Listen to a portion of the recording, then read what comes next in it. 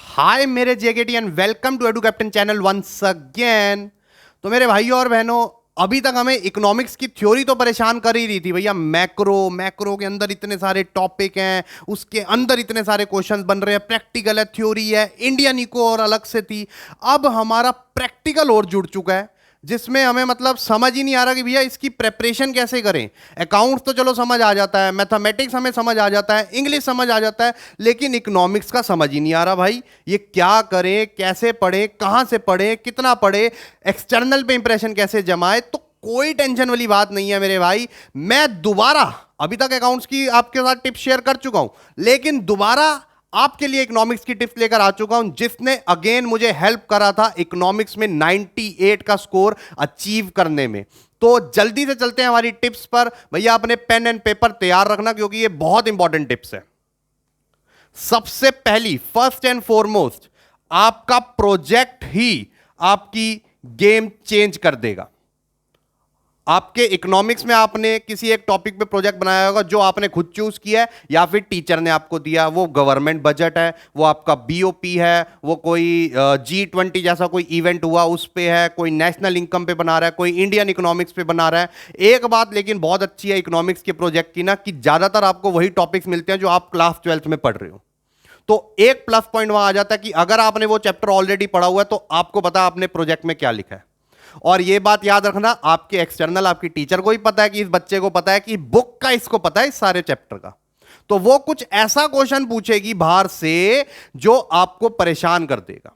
लेकिन वो परेशान नहीं होना, क्योंकि जिस पे भी आपने प्रोजेक्ट बनाया है, जो भी टॉपिक है, उसकी करंट नॉलेज रखना भी इक्वली इंपॉर्टेंट है। यह बात याद रखिएगा, उसकी करंट नॉलेज। जैसे अगर आप बजट बजट पे बनाते हो तो बजट में पता होना चाहिए कि लास्ट ईयर के बजट में क्या हुआ था। बजट पे कुछ करंट अफेयर्स, जैसे बजट कब निकाला जाता है, कौन प्रेजेंट करता है, उसके इंप्लीकेशन क्या क्या हो सकते हैं, एक्सेट्रा। चैप्टर से रिलेटेड नहीं, वो ऑब्जेक्टिव्स, उसके कंपोनेंट्स, वो सब आपने पढ़ा होगा। लेकिन टीचर्स एक क्वेश्चन जरूर ऐसा पूछेगी, ये लिखवा के ले लीजिए। ऐसे ही अगर आपने foreign exchange BOP, current dollar का रेट बताओ, कौन सी ऐसी करेंसीज हैं, कुछ 2-3 करेंसीज बताओ जिनकी वैल्यू इंडिया की करेंसी से कम है। ऐसे ऐसे क्वेश्चन पूछेगी। नेशनल इनकम फॉर्मूला तो वो आपको पढ़ के जाना ही है। वो आप ढेरों आपको ऐसी वीडियोस मिल जाएंगी यूट्यूब पे, वो उस पे मैं टाइम वेस्ट नहीं करूंगा। लेकिन मैं ये बताने आ रहा हूं कि कौन सी ऐसी एक्स्ट्रा चीजें हैं जिस पे आपको ध्यान देना है।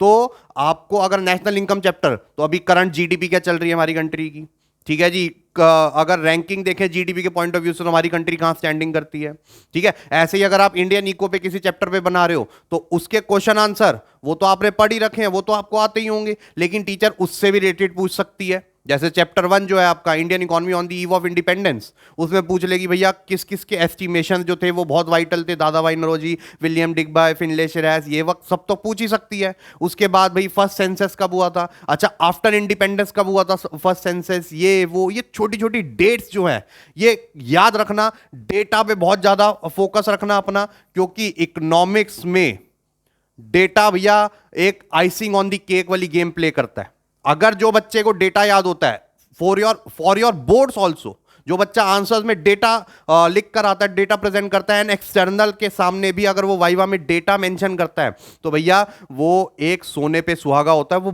बहुत अच्छा आपका इंप्रेशन क्रिएट कर देता है।